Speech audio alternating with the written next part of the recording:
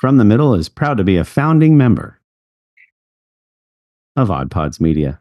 Hey, everybody, welcome to episode number 242 of From the Middle. We're a comedy, culture, entertainment, interview style podcast hosted by three middle class guys in the middle of America, in the middle chapters of our lives with a point of view that's somewhere in the middle. In this episode, there is a celebrity that has finally seen the light and is super excited about Lego and Legoland. And we are super excited to tell you about it. Probably one of the most fun social etiquette questions we've done in a while. How much is too much food to bring from a restaurant into another restaurant when you're meeting friends or family? We go long on that one, and it's super fun. We also talk about some of the things we're streaming, a new comedy special, and why we're afraid to do anything that might even be kind of dangerous at our old age. Enjoy this episode. We sure had a lot of fun and think you will too. Don't forget to comment below, weigh in, email, leave a voicemail, text us. We would love to hear from you. It's our favorite part of this podcast. Have a great week. Oh, for the love. Sorry, just clearing my Mountain Dew hole. I got my phone hole cleaned today. That's where you keep it? You're so cerebral and you're so developed and evolved.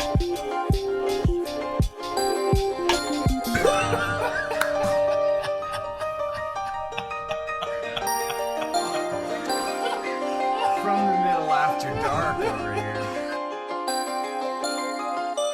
Okay, so we're gonna get the eye rolls out right off the top here because I want to talk wrestling Yes. a little bit.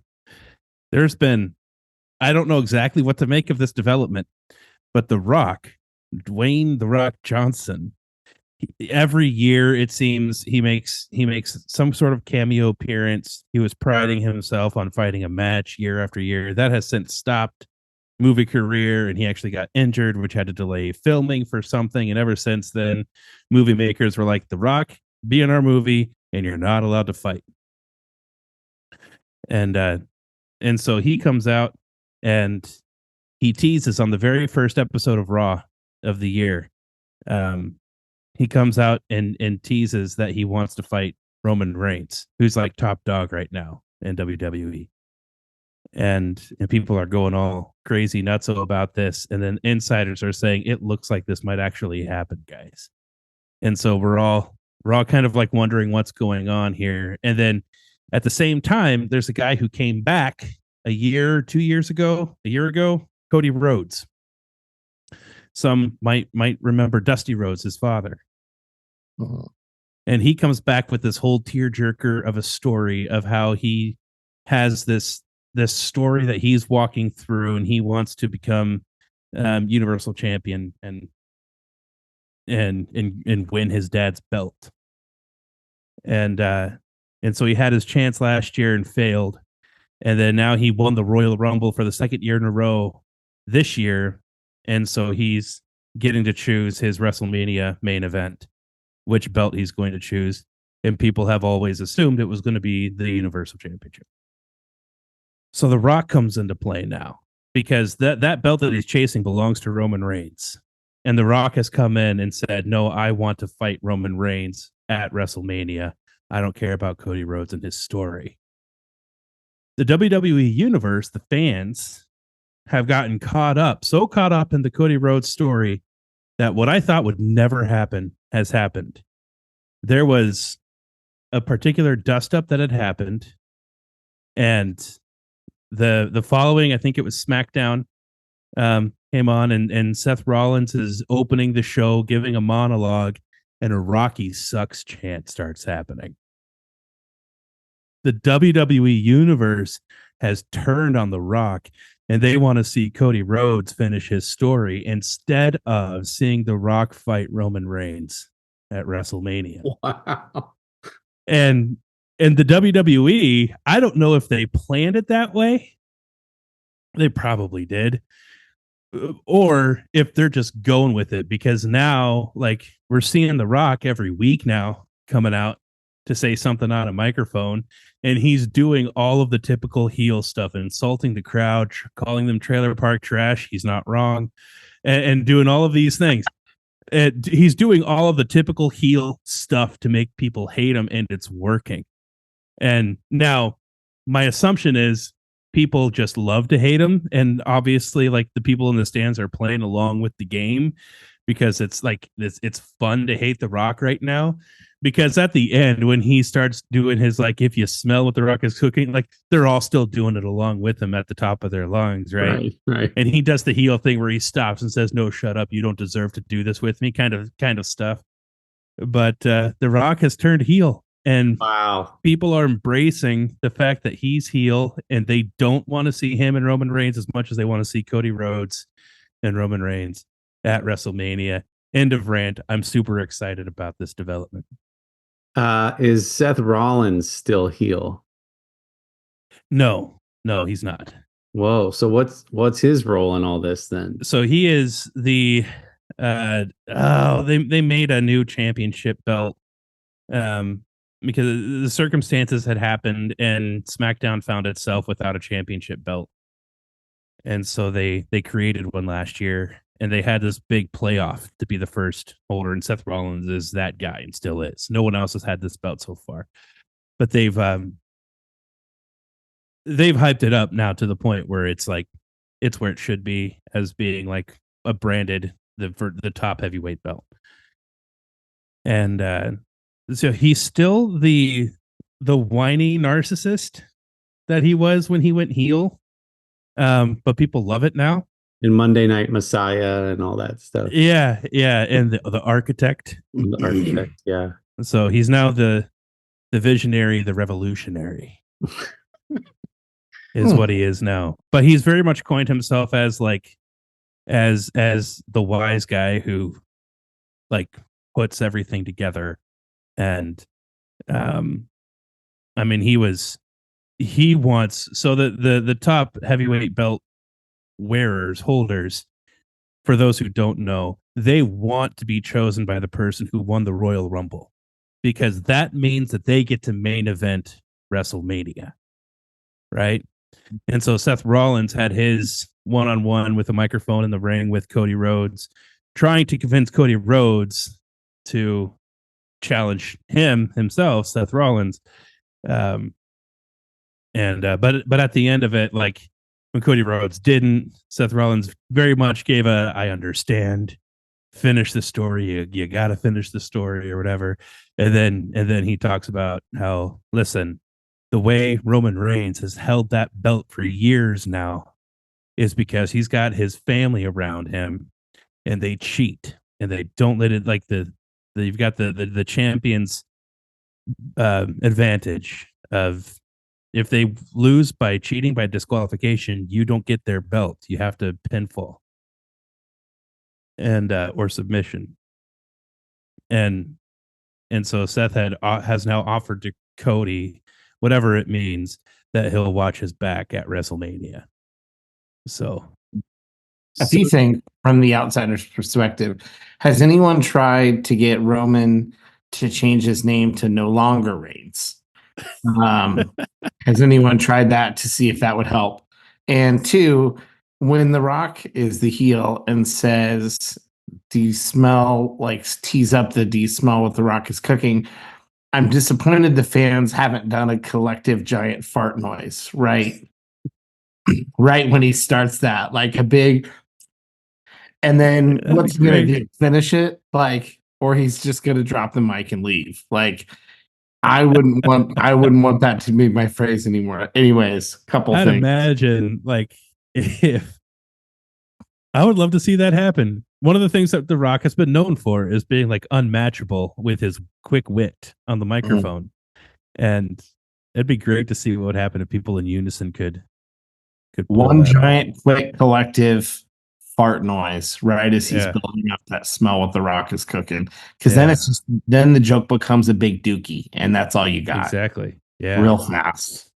Sometimes I feel like there's people on the outskirts of the ring that are like punching up the audience, telling them what to do.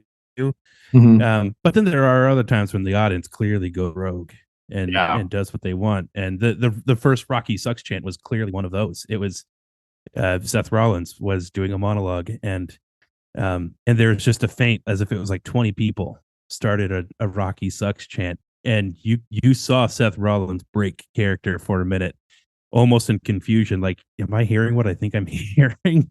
Yeah. And then he said on the microphone, I got to be honest with you, I didn't think I was going to hear that today. Yeah. Do you think there's ever plants, like 15, 20 plants in the audience to get It could be. and Hey, stuff? that'd be a good strategy. Why not? The first, put them around the first 10 or 20 rows, like all the way around the ring, and just get them to start chants at certain times. Anyways, that's super interesting. I'm so far out of wrestling. But we did talk about a couple weeks ago how it was coming to Netflix. Or is it Netflix? It's moving from, well, a couple different places over to Netflix. I could see myself, if that happens, if they bring the whole back catalog of like old pay-per-views. I don't think I'd start watching new stuff, but I definitely could see myself going back and watching old, like some of the classic matches and stuff you've already seen, or stuff that like you only got to hear about on the following day, like because you didn't get the pay-per-view. Yeah, or you stopped watching right as one storyline was ramping that ended up being like a major milestone moment in pro wrestling, and you never saw that through to fruition. Like, oh, I wanted to see what happened in that match. Yeah, I could see that. Kendall, do you listen to any pro wrestling podcasts or talking head shows or anything like that? Any side content? No. I mean, sometimes I'll watch YouTube. They started doing this thing recently, or at least it's new to me, where after the cameras shut off for Raw or SmackDown, like the scene will continue. And sometimes they'll like come out on YouTube on the next day, like a YouTube exclusive, like the last 3 minutes of a confrontation or something that had happened. I asked because this seems like it would be in an interesting time. So I imagine there's two types of talking head type shows. There's the kayfabe talking head shows that are pretending like it's all still real and it's in character. And then there's probably like the behind the scenes ones that are like what we used to say about Lost. Like the writers of Lost seem to be seeing how the world was reacting on social media to the show and then changing the storylines accordingly.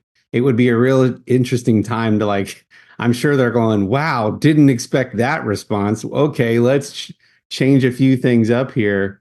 Whereas the kayfabe podcasts or talking head shows would just be like, they're going to act like the fans are acting, and they're going to act like we hate him, and they're going to keep the shtick going. But the ones that are like, yeah, like there's been a clear change of direction here. You can tell based on the reaction that he's getting or not getting. That's funny. Yeah. I will say that there's like, with SmackDown being on Fox right now, and like Pat McAfee, does he work for Fox? No, he doesn't he works for ESPN. Yeah. I don't know how these relationships work out. Pat McAfee is back to doing SmackDown or Raw. Now I'm getting them mixed up now in my head. But he's back to being second chair on one of those shows.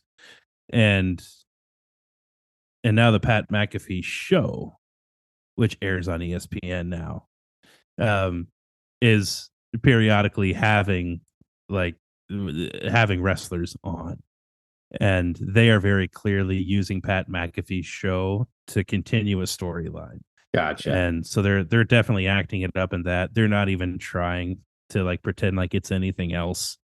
But like you've got guys ripping up like the Pat McAfee set because they're so angry, and then that kind of thing. Yeah, he's the Raw, one of the Raw announcers. That's fascinating. Yeah. Well, he's fun, man. I love Pat McAfee. Guy. And there's no better person to do color commentary for WWE than him. Like he's great. I just looked at his Instagram bio and it says undefeated at WrestleMania. I think he lasted 21 seconds. Yeah. Can you imagine somebody like hosting a show like that they're leveraging as another way to have content, but they're super OCD, so he doesn't let them trash the set? and they're like, I'm so angry, I'm gonna set this can of soda down on the ground because I'm just angry about all the happenings. It's but then you pick it up 5 seconds later. Yeah. I'm sorry. It's just, I'm going to set your tuna fish sandwich somewhere else than where it was earlier. And you're not going to be able to find it because that's how much rage and chaos is in me. It'll be neatly packed in the fridge. I'll keep it cool. Speaking of going back and watching old shows, Dylan, did you just post on our From the Middle for the Middlers Facebook group that the 90s X-Men is coming back? Or did you see that? Yeah. A few interesting teases for Marvel recently. That was one of those. So X-Men, the cartoon that one of them that we grew up on. So like Batman, Spider-Man, X-Men were like the big. I was a kid in the 90s and I watched these cartoons, faux show cartoons. They're bringing back X-Men as X-Men 97, and they're picking up where the first series left off, which was the death of Professor X. And so you can tell the animation is obviously updated. They're going to make new cartoon episodes and pick up, which is super exciting. So that trailer just launched recently. Go check that out if you're a fan of that. And then Deadpool and Wolverine trailer, which is the third Deadpool installment. And interestingly, this one for Kendall, this big implications. Some of the folks working on Deadpool and Wolverine are saying this is going to revive the MCU and clean up some of the messy side of the MCU. So I don't know what that means. Are they going to kill off some people in the MCU that they don't want to have to tie up loose ends on? Are they going to fix some of the multiverse stuff? I don't know. But X-Men 97 cartoon looks awesome. Deadpool looks awesome. And then they just were teasing the poster with the cast announcements for Fantastic Four. And a lot of the discussion around Fantastic Four were two things: casting, which the internet seems to have been reacting mostly positively to for Fantastic Four, and how do you introduce the Fantastic Four now? So in the sense that where have they been all this time, and why are they just now showing up if you're going to bring them in now? Which seems to kind of be solved by the poster, because the poster has this very classic like 50s, 60s vibe. And it looks like Ben Grimm is reading a Newsweek or a Time magazine or something from the 50s or 60s. So I don't know if this is going to start in the past and then somehow they will have been lost to time or the multiverse or something, and then they're going to show back up. But I think that's how they're going to solve that question. So a lot of fun Marvel stuff has been out. And for people who don't know, if you're out watching Madam Web's thinking Marvel is terrible, the Venom movies, Morbius, Madam Web, and Craven, none of those movies are in the Marvel Cinematic Universe. They're all in Sony's Marvel movies and really have nothing to do with the MCU. So if you're not following us on YouTube, Kory is showing the Fantastic Four kind of poster that has this very cool kind of throwback vibe. The background, you see Ben as a human in an astronaut concept or a suit. Ben is the Thing, but that's actually Neil Armstrong. He's just been like photoshopped into Neil Armstrong's astronaut photo. Oh. So it's got very cool kind of like 50s, 60s vibes for the Fantastic Four, and then their little robot buddy. I'm blanking on his name right now, but so it's cool, man. It's cool stuff. It feels like for anyone who is concerned about the MCU being dead, if you take out the Sony stuff, which is not really part of the MCU, and you see, kind of look at what's coming, they've clearly got some cool looking stuff coming up. So it's gonna be fun. What a great time to be alive. It is. So good. So good. How are you guys? What's been going on in life? We're talking about a little entertainment at the top, which is different for us. I love it. Here for it. Well, what's going on in the personal lives? Anything exciting happening? I know we love to dissect social etiquette questions. So we do. We sure do. It's one of our favorite things here on the podcast. So I had a question for you. When does meeting up with food, if you're meeting up at a restaurant, say somebody doesn't like the food that's being served, what is the tipping point for carrying in food from a different restaurant to a meeting place restaurant? What's too much? What's not allowed? I think, as an example, this was happening at fast food, so it didn't feel like a big deal. There was about 8 of us. One person didn't want the food we were having, so they brought their own. Didn't feel like a big deal, but there was even some discussion about, oh, what did they say when you brought it in? And it's like, oh, I didn't even say anything. I just walked in and sat down over here. So, like, clearly there was some, even a little bit of debate about should it have happened or should it not have. And I was thinking to myself, I wouldn't even have said anything for one person. Like, if 8 of you, if there's 8 people and 7 are eating and one person brings in outside food, not a big deal. But there's a lot of variables. Our dad, Kory and I, our dad did that with us when we were little at like a Chinese restaurant. We carried in burgers and fries. And so I just, your thoughts. What's the tipping point? What percentage of the group has to be eating the food? Can you never do it at a nice restaurant? Is it only fast food? There's got to be some rules here, I feel like, to this carrying in food thing, because even at a McDonald's, there was some discussion around, like, some assumption that a manager was asked, a 17-year-old manager was asked Who does not care, right? From somewhere else. And it's like all the movie theater people that are like, we know you bring in food, we just don't care as long as you don't make it obvious. Like, that seems to be the recurring theme. But I don't know. It was funny that there was conversation around it in and of itself at fast food, and I had to bring it up. Wow. So this happened recently. A friend of mine, I was at McDonald's with my boys inside, and a guy walks in who is my friend. I didn't recognize him right away. But he's talking about how, like, yeah, we went through the drive-through and we asked for chicken nugget Happy Meal, and we got a burger instead. And in my mind, I'm thinking, okay, I mean, we've all been there before. Like, oh, wrong thing. So you pull around and park. But here he was with this picky eater kid who only eats chicken nuggets. They were across a busy street. His family, they had sat down already at a Mod Pizza. So still not a fancy place, a hipster fast food place.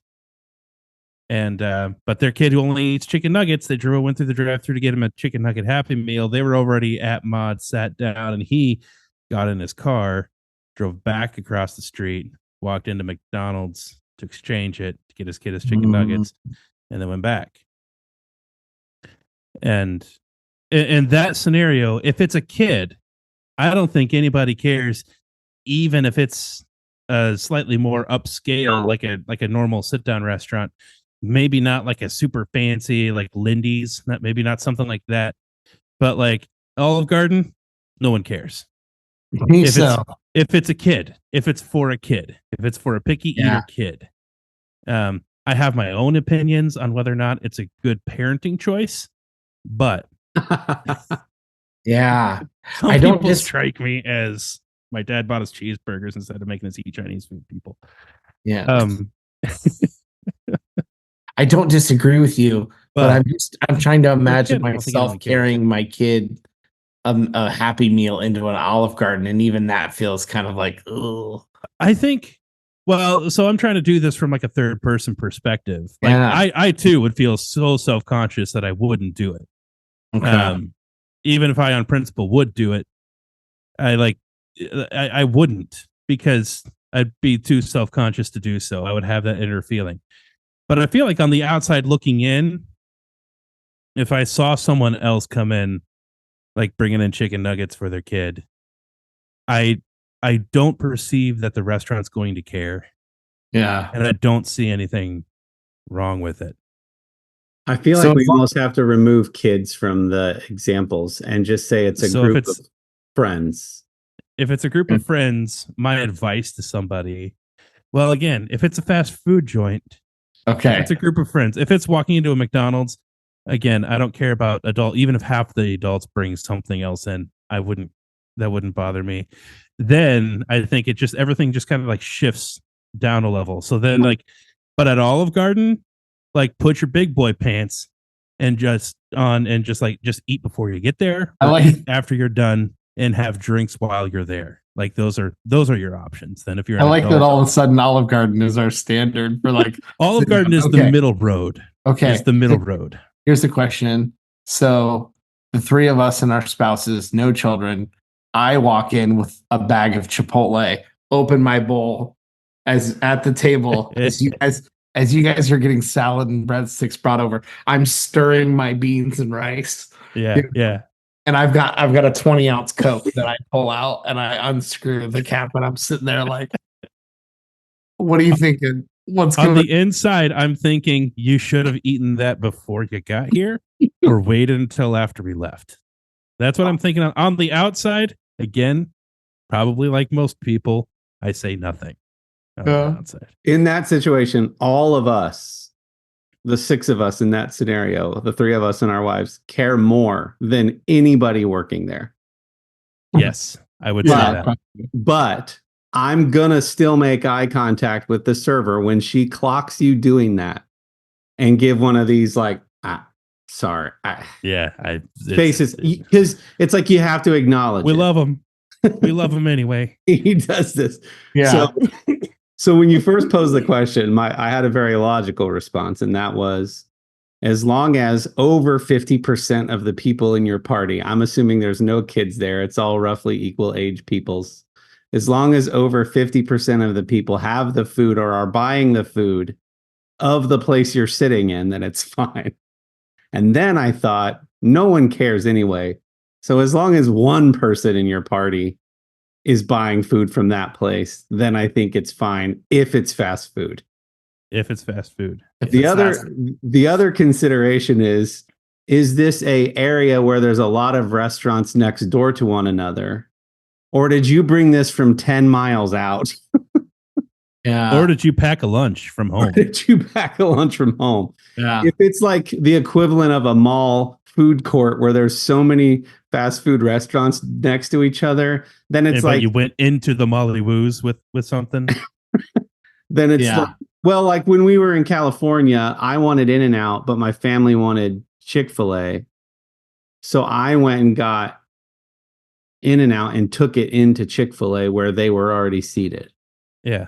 Because they were right next to each other. Literally, you had to walk across the drive-through lane to get to the other. I was like, they probably see this all the time. And like I said before, none of these teenagers care. I think a couple quick rules that we've established. If it's fast food, no one probably cares. All bets are off. Use whatever restroom. Use whatever restroom you want. Bring whatever food in you want. And actually, I think now what benefits you, all fast casual now gets bumped down and lumped into fast food for these purposes. Yeah, so Panera is fast food. Panera is fast food. Five Guys is fast food. Chipotle is fast food. Yeah. For purposes of this, I don't view them any different. They have very casual dining situations. Right. Mid-tier restaurants, we're saying kids are probably excluded and no one cares. Yeah. I think though the fancier it is, the funnier it gets carrying the McDonald's 100% kit in. Like at that point, you almost wish you had a small brown bag to just dump it in and just try to like casually carry this in. Or you try to qualify it with some of your own little other rules. Like, I promise I'm not going to use your silverware. So you're not going to have to launder a napkin. I do want some of your dessert. I'll get a piece of cheesecake. Yeah, so that was another question. So let's say the Chipotle example at Olive Garden. Let's say waiter comes around to me. I'm slovenly eating my Chipotle while my wife is ordering, and then I say, "Hey, we're together. I brought in my own. Sorry, I'll throw an extra tip for us. She'll just be on a bill for just us." Do you think that literally buys you out of the situation a little bit? Like if my wife's dish is $20 with drink and dish, and I put like a $10 tip down, do you think the server walks away caring less? Maybe if you like take whatever your wife's meal is, double that, and then Double it. calculate your normal tip. You can kind of buy your way out of it. Yeah. Right?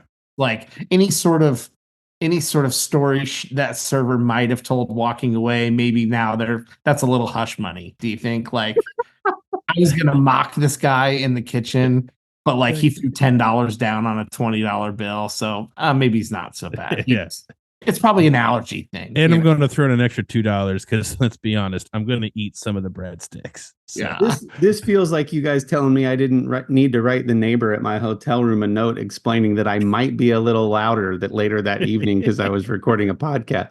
Like, why can't we all just live our lives and like not care what people think? Wouldn't it be nice? Because a restaurant isn't a restaurant without borders. And we wouldn't have a podcast if there was nothing. Okay, let me ask you this. You're with a group of friends. You haven't eaten yet, and you have food door dashed to the place, and they meet you at the front door. That is amazing. So now you walk in front of the counter, in front of the people to grab other food that you had brought to you. I envision a Donato's delivery man like walking in to like the hostess desk and just saying, "Yeah, this is can you point me to table 14?" Anyway, I'm sorry. Go ahead. Dylan. Picking up? No. Dropping off. That's an interesting question because you have the ability to really make it significantly more or less awkward based on your instructions. So like if they're willing to DoorDash to a restaurant, let's say some restaurants, like there's a door close to the bathrooms and the people at the counter can't even see you walking in or out. You could say, "Hey, meet me outside by the side, meet me outside the side doors near the restrooms," versus please bring the food to the front cashier and let them know that Dylan's food is here. Because yours is garbage.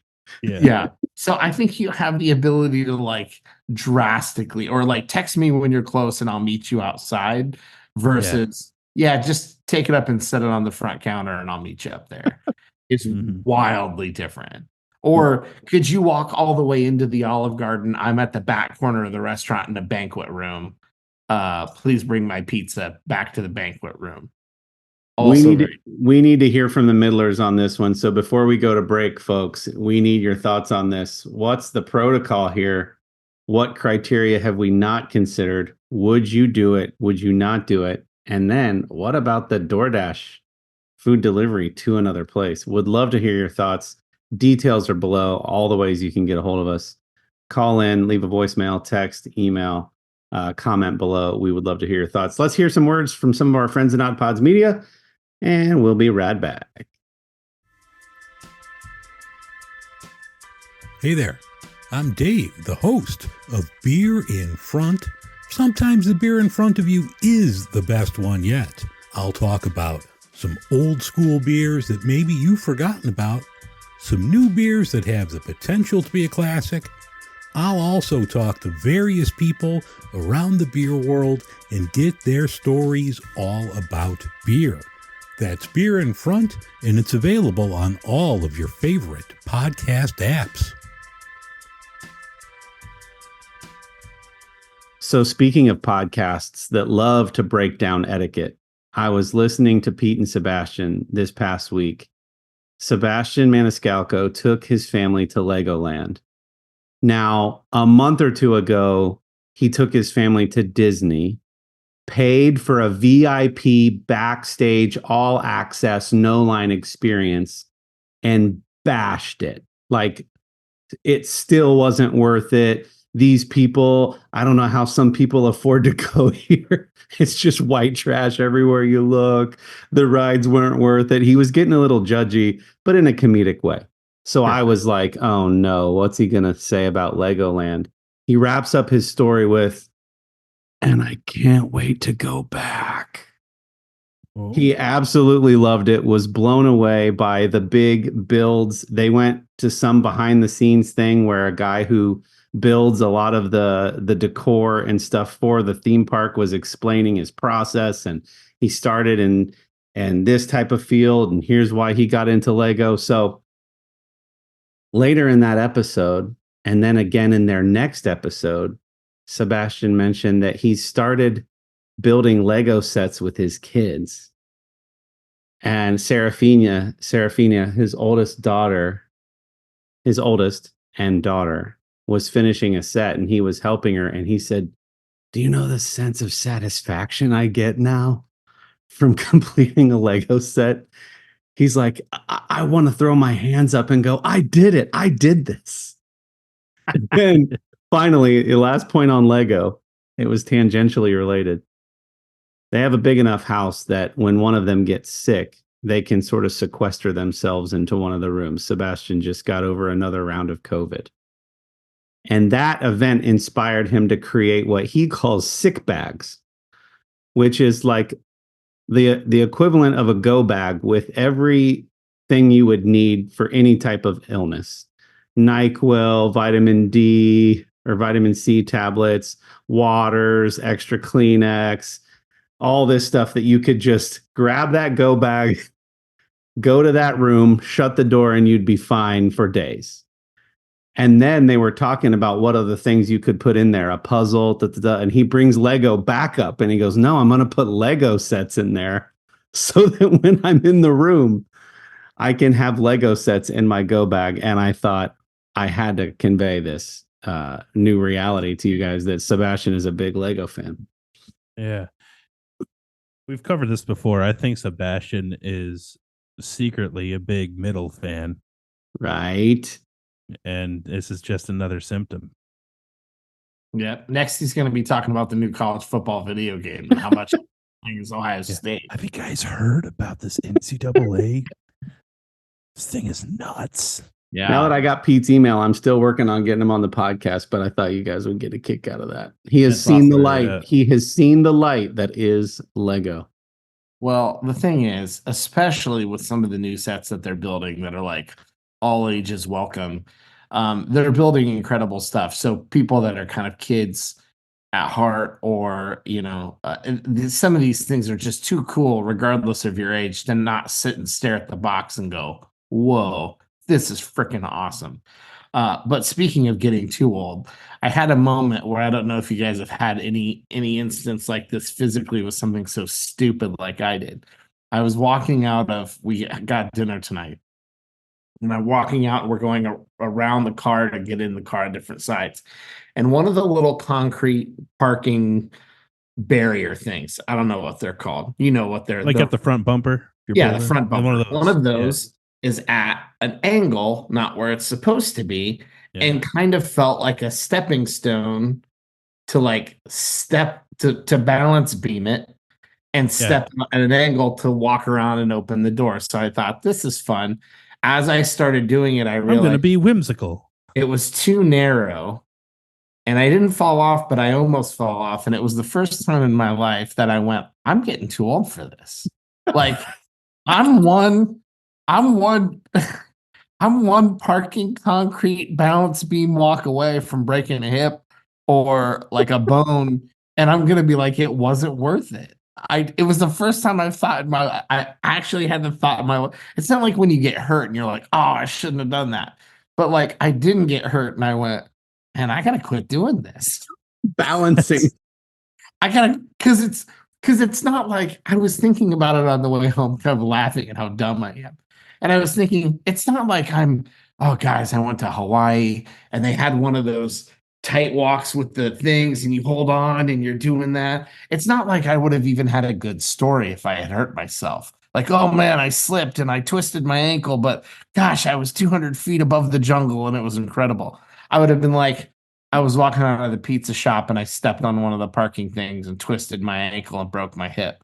I just, the stupidity of it would have, so then I just had that moment where I'm like, that's the first time, as I'm not old. None of us are old, but it's the first time when people around you get dumb injuries that you go, I gotta not do this stuff. This would have been a dumb injury. That is, there's a physiological difference between us 20 years ago and us now. Yeah. Oh, because the kid in you would have tried it and taken on any challenge. It fell and would have been fine. The top of it looks too thin, all the more challenge. And I'm going, I could have just thought, like, misjudged how wide I thought that was. Anyways, I thought you would find that amusing. Getting old, and I'm much better reserved to building Lego and enjoying the majesty of a cool set. I'll say that. Well, I remember having a similar thought. I used to rollerblade back in the day around the campus that was in our small little hometown. There was lots of beautiful paved walkways around ponds and around campus, and I used to skate, and I even used to wax up the curbs and try to grind the curbs, and I kept the skates, and I got some nice skates, and I've put them on from time to time throughout the years. And then Lily, my oldest, was getting into skating, and I thought, I'll throw the old skates on and just show her what's up. Like, I still got it. So I was going up and down the street, no big deal. Like a year later, I go to put the skates on again, and I'm like, my driveway is a pretty steep decline down to the road. And it's not, I'm worried about getting hurt or the fall itself. It's the recovery time. I'm like, exactly. Yeah. I'm at an age now where that would take me out of the game. I ride a motorcycle, but I'm like, I'm not going to put these rollerblades on, because if I go down, I can't work. I can't, like, you start considering those things, and you're like, this is silly. Is my life insurance policy up to date? Did I sign the form? That's right. What does it say about rollerblading? It's really steep. It's. I don't want to. I tell you, there's. I have broken or sprained, not counting this last time that I'm about to mention, something 3 times in my life, and all 3 of those were related to playing basketball.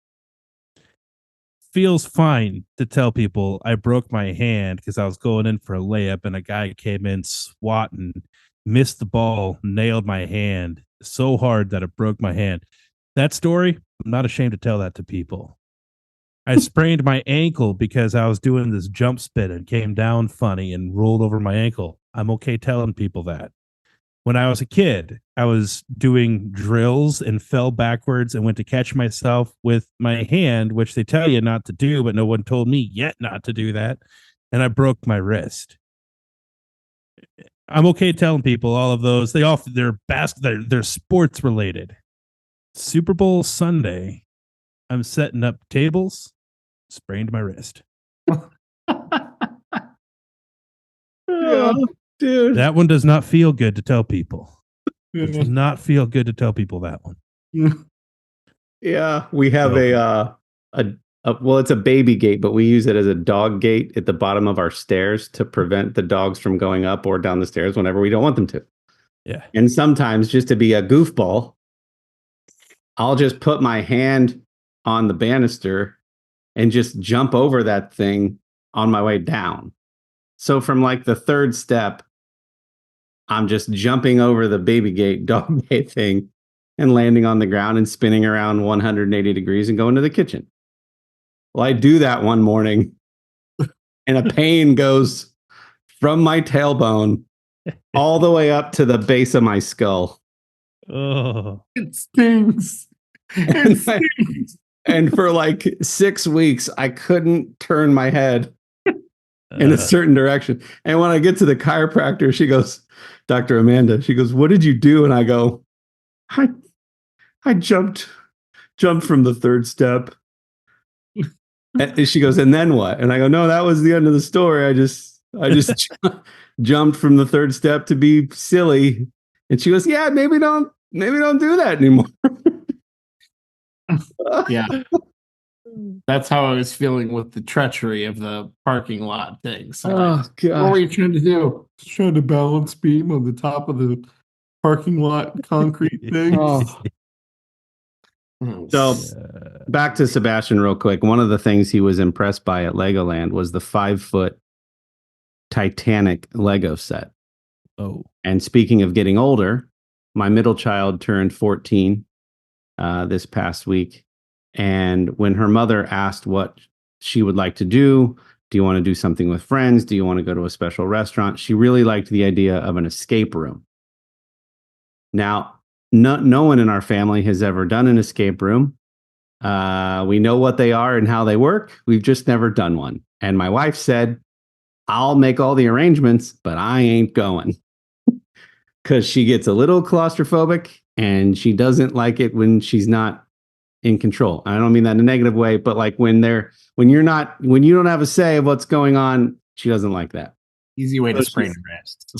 So she's like, would you be willing to take her? So back to the Titanic. This was a Titanic themed escape room in downtown Columbus. So 4:00 on Friday afternoon, we go the opposite way of rush hour traffic, head down into the heart of our fair city, find this little place on High Street, and me, my daughter, and two of her friends in an escape room. Really fun time overall. Super fun. Loved how they did it. The first room, if you remember the original Willy Wonka and the Chocolate Factory with Gene Wilder, you remember the room that's like, it looks like it's in perspective, but it's not. It's all warped. And then as he goes back into the room, it looks like he's getting bigger because the room is actually getting smaller. The first room was kind of like that. It was all at weird angles. The floor was at a different angle, and they explain how the game's going to work. All right, you guys have 1 hour. There's going to be a short video. We're going to leave. Lock this door.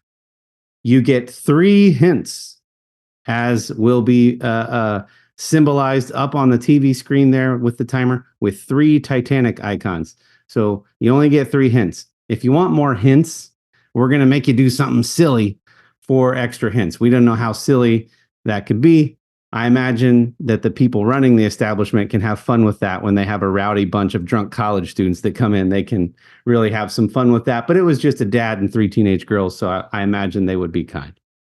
But then they said they didn't say how many rooms there were or how much we had to do. But the mission was essentially there's this rich guy on the Titanic, and he's got some diamonds in a safe in his suite. You need to retrieve those diamonds and get off the Titanic before it sinks, because they are expecting these diamonds as a form of payment for his massive department store. I think it was basically Macy's in New York when the Titanic arrives. And so that's our mission. And it was a lot of fun. And it was weird, right? Because I want to take a back seat and let my daughter determine how much I do or don't help, right? This is her party. This is her friends. I don't want to embarrass her. I want to let her have a good time. But 15 minutes in, I'm like, they're just standing there looking at each other going, I don't know. What do you think we should do? And I'm like, Chloe, do you want me to help now? So anyway, had a great time. I also learned that for an overthinker, escape rooms can be really frustrating because you're looking at every little thing and thinking, does this mean something? Surely other people have gotten this. Why aren't I getting this? Well, some of the clues were like, really? Come on. That was a stretch. And then other clues were like, we should have figured that out. Well, anyway, the best part was in the third room. So the first room is like a sitting room. The second room was a bathroom. And then the third room was like an engine room or a boiler room. That room was the most fun because the challenge in that one was that there were sections of the piping that were incomplete. And there was a toolbox full of metal plumbing parts that you had to assemble in such a way to get those sections of piping complete. Once you did, you turned on a lever for the air, and that shot out all these little ping pong balls from a pipe on the other end. Ooh. And each of those ping pong balls had a symbol on it. But because the floor was slanted, they all rolled to one corner of the room.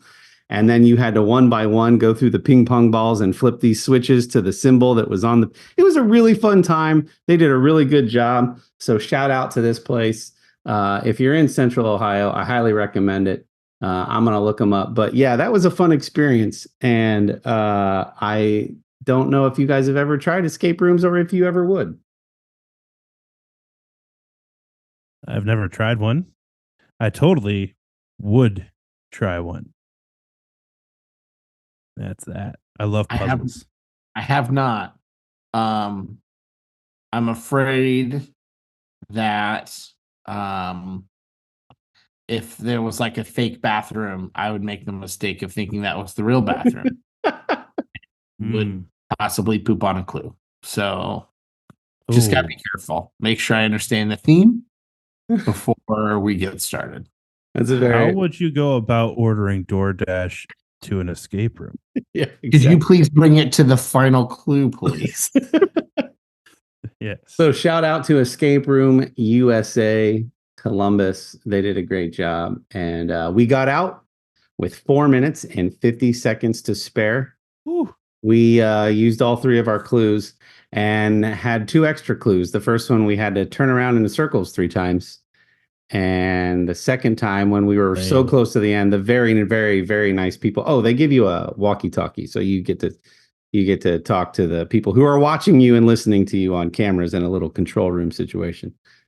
They could tell we were getting close and we wasted a lot of time in the first room. So they said, just turn around 3 more times and we'll give you the last clue. So they were very nice about it, but we had a good time. And yeah, shout out the Escape Room USA Columbus, the #1 on TripAdvisor in fun and games in Columbus. Oh, there you go. There you go. Anything else, guys? Just watch Taylor Tomlinson has a new special on Netflix. Have it all. Kory, was that? I think you went to see that tour. Yeah. We joked on the podcast in previous episodes that Dylan and I's cousin Connor got me tickets and had the wrong night, and so we did a do-over. And that material that we saw that night in Columbus, I believe, is most of the material from that new special. Yeah, it was good. I don't think it was her best, but I enjoyed it. And then she's also got a new late show, game show kind of thing you can watch if you're into that. That's kind of fun. Where is that? Gosh, I'm going to say it's CBS. Okay. To be honest, I tuned into the first bit of the first episode and tuned back out pretty quick, but it doesn't mean it hasn't picked up or done better since. I think the idea of her hosting a show or stepping outside of straight stand-up comedy is a good idea. I don't know if this will be the show that like works, that really is great for her, but I do like that idea. I do think she's got some really good kind of relatable banter and mannerisms, and her stage performance. I think that's all great. So if this doesn't work out, I don't think it's a reflection of her. Combination of a room of writers, I'm sure, and producers and stuff like that. But solid special still. And then I started watching because of how crazy the reviews are for Dune 2 so far. Crazy positive. I started watching Dune. I don't have any idea what's going on, but I like it so far. So I've got that. Masters of the Air is so great.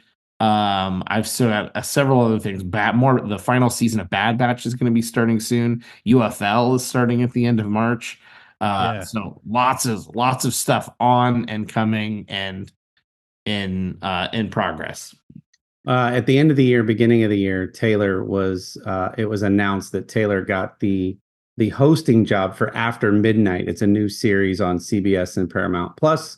It's a Stephen Colbert production. So she's essentially one of the many late night hosts, but a really big honor for somebody in stand-up. She's blowing up, so not surprising. Many other stand-up comics were very excited for her to land that role and think she'll be perfect for it. But yeah, so After Midnight on CBS and Paramount Plus. We did a deep dive on Dune, like a year and a half ago. Yeah. I had started with the 1984 version. That'll get you even more confused. Woo! Even if you've already seen the newer one. Yeah. They cover much more of the book, but it's way weird. And it's way weirder than the book is, for sure. Yeah. But yeah, what are you thinking of Dune? I mean, you said you're watching it, so it tells me you didn't finish it. Yeah, I've started it. It's good. It's weird. I appreciate that. Well, I don't want to say that it's a strategy. There's sometimes a strategy with something like sci-fi and a lot of made up terms And sometimes they don't play down to the audience. They just say they keep introducing things and you'll just get it eventually, or you won't. Maybe that's what they're doing here. Maybe they felt like they didn't need to because it was a remake and they felt like a lot of it's a book and it's been a movie already. They didn't feel like they had to That's a good explain point. Yeah. some of that. Maybe that's why. I don't mind. I'm smart enough to get it eventually, even if I'm not smart enough to get it right away. But I'm trying to understand not only not understand. I guess I just haven't watched enough yet to fully understand the political dynamic and this sort of magical element and the sort of economic elements of the sand dust and You want to know how the system works. Yeah. yeah. So there's They've got this whole economy that's there's an like economy and there's the politics. surface of the planet is somehow very important. There's magic and there's creatures and there's some technology, but then some things are very Mystic. very basic. So there's just a lot. So it's I'm enjoying it so far. I watched, I don't know, maybe an hour of the movie. I enjoyed it. I just had to turn it off. So I had something else to do, but I liked it. It's good. I'm enjoying it. But it's not like Star Wars where when they introduce something new, you're already familiar with 80% of the elements and you've just got some new characters and Right. maybe a new race to deal with or a new planet, but you're already familiar with most of it. Or something like Star Trek again, where you've like the crew is the same. You're just dealing with a new planet or a new race. This is just all new. So it's just totally new kind of sci-fi world that's clearly been thought out and built up. But yeah, I like it so far. I finished Killers of the Flower Moon. Very good ending, very good acting. Could have been an hour and 45-minute, 2-hour movie. I know we talked about that a little bit last week. I don't change my position on it. Could have been a lot shorter.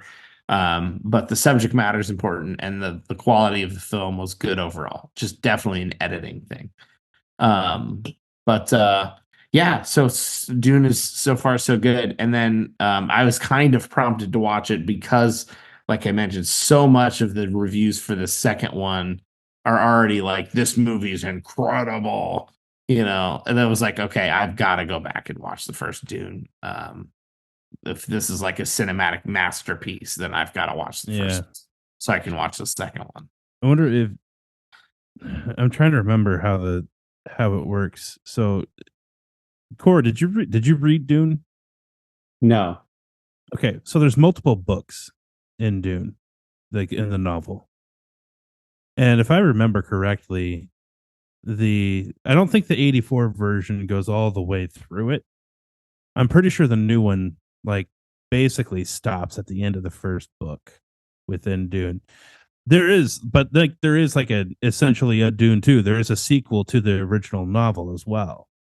And so I'm wondering if they just jump to that and make a whole new film, or if they're continuing the story in the original Dune novel. I don't know the answer to that question. And I want to figure that out because if I've not read all of the sequel and I would want to do that before watching it. I'm sure we'll be talking about Dune 2 soon, which will tie back to talking about Dune 1 again. Yeah.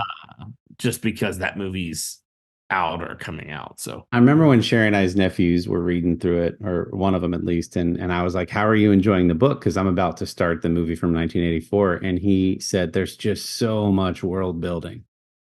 Like they're just explaining so much about all the questions you just asked. The book goes into unnecessary amounts of detail on these factions of people, and then there's this group of witches, and then there's all this other stuff. Yeah, that didn't bother me at all. Like I thought Dune was an amazing read. Yeah, no, he's just saying there's just a lot. Like, so if you don't like that, was his point, then you're not going to like this. If you like somebody like painting the picture for you, and like I was specifically going to ask you to like. So from my perspective, when I'm watching the movie, and they've got like she's got this weird box he makes him put his hand in. That's toward the beginning. Have you seen that? Yeah. Like was that one of the weird mystic I don't understand what just happened parts for you? Well, it is in the sense that nothing had been explained yet. So like clearly, Right. That's what I'm asking. Yeah, it's like it doesn't bother me, but it's just like I don't know what he went through yet, but clearly this is some kind of torture meant to Yeah. be a test. So I guess I feel like in the book, by the time that is over, like you already know what happened. You already know what the box is, why it was being done, Yeah. and interesting. Yeah. That's So all. it doesn't bother me. It's just like I'm okay. I'm old. I've watched enough things and been around long enough where I'm like, okay, if this is important, they'll explain it to me. And if it's not, it was some kind of test and he passed. Yeah. So I'll just keep watching. But also, for anyone who's been watching through the Marvel Cinematic Universe for the last 20 years, like there's been a lot of stuff introduced that you didn't get the answers to that you just kind of go, well, maybe we'll circle back to this. Maybe we won't. I guess we'll find out. That's right. You And know? all of Jim Gaffigan, just one more time so that everybody can understand. I read a book.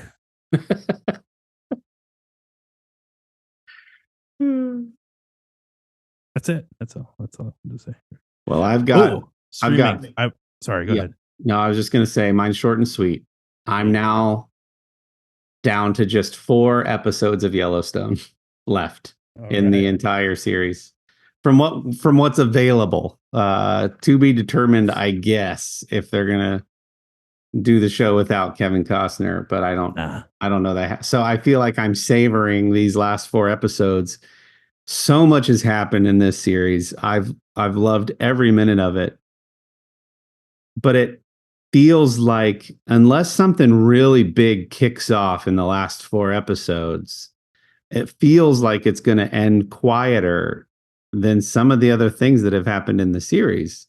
Like some really big things have happened. I'm kind of looking to Kendall to like see what, but it feels like it might end quieter than a lot of the other major things that have happened in this show based on what's going, like they're just quietly having a picnic while they're like branding the new calves in the pasture. And like, yeah, Beth is still, got the one brother wrapped around her finger. Nothing really crazy's happening. There's no major wars or gunfights. It's just like kind of quiet. And I'm like, is this how? So I could laugh at what I'm now saying in a week or two, but smaller implications. There's a lot of there's a lot of like character tension, right? Yes. Even though it's slow in action, there's a lot of relationship stuff that's heavy. Yes. Yeah. But like the whole thing where the entire family got attacked by a group of people, that felt like pretty epic and cinematic. That feels done. A lot of that stuff isn't happening now. It's now we're looking smaller. at like legal repercussions of things and things like that. Yeah. Yeah. So it's been such a wonderful show. I'm sad to be winding it down, which is why I'm savoring these last 4 episodes of season 5. Yeah, but it's been wonderful. I'm glad you recommended it, Kendall. So that's all I got, and I'm still reading Rainn Wilson's book, Soul Boom. I'm pretty into it and really enjoying it. So nice. I do read too. Books are cool. Yeah. I read. Or at least did. For me, we talked about WWE already. I did mention last week that or a couple weeks ago, that I was rushing through one thing to try to get to The Bear. And I finished Fargo. It was good. Some seasons I liked better than others. I don't know if they're making more seasons. If they are, I'll watch them. The Bear, I got like 2.5 episodes in and had to call it quits. I don't do that often, but it was just so really hard for me to get into. And I don't know exactly why. Like, I guess honestly, like I just maybe I don't care about the characters that much. Like it was taking them too long to get me to care about the characters or something. I don't know what it was. Hot take. A lot of people love The Bear, and some people that I respect are saying things like The Bear is probably the best thing that's been on TV in a long time. And I tried. I wanted to like The Bear. I don't like The Bear. But then I was watching it on Hulu, and then I I realized that I had yet to watch season 3 of Only Murders in the Building. So, Oh yeah, so I'm doing that now. it's a fun season. Yeah. So I'm doing that. I think it was 3 where I feel like Sherry and I were like, this started slow and then it really got going and it Yeah. felt like one of the most fun seasons by the end. So Cool. yeah, great show. Yeah, bummed about the bear. I have to give that a shot, but I would certainly recommend people to try it. It's artsy, which is fine. I like artsy. I'm okay with that. It's just the plot isn't doing it for me. So hey, and that's perfectly okay. Well, you know what else is exciting? Artius Man has some new flavors of candles, and you should go check out their website to find out what those scents are. You're going to like them. I know I will. Artius Man makes amazing men's grooming stuff, especially for those with facial hair. Look at Dylan rocking his ginger beard over there. He's a sexy beast.